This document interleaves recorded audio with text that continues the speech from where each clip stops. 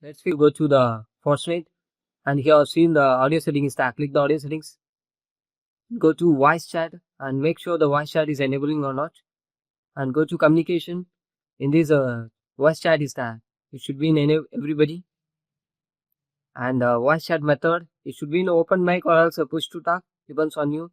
And voice chat input and output device is need to set.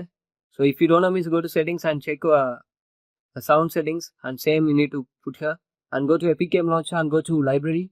In this you have seen the Fortunate is that you need to click the three dot icon and go to manage and go to verify file, and you need to click the verify option and wait for a couple of seconds. It will entirely verifying the Fortunate folders. If there is any issue, it will rectify it.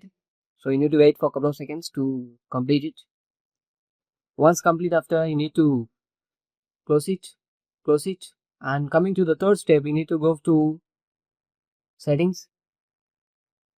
In this, you need to go to the network and internet settings and click advanced network settings and reset settings and network reset. Click the network reset and click S.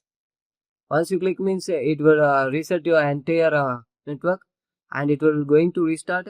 So make sure before that, if you have any documents on anything, means you need to save it. Okay, and go to run and type the local app data.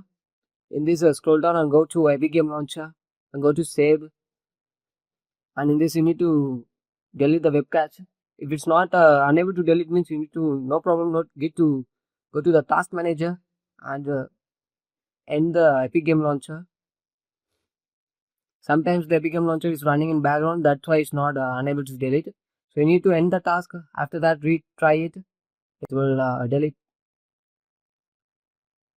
After the fifth step, you go to this PC and go to C drive and go to program files and go to Epic Games.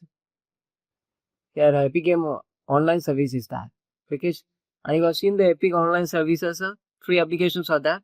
Right click and go to properties and go to compatibilities and make sure that all the things which should be in settings are same mode.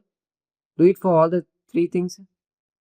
After that, come back and restart your PC.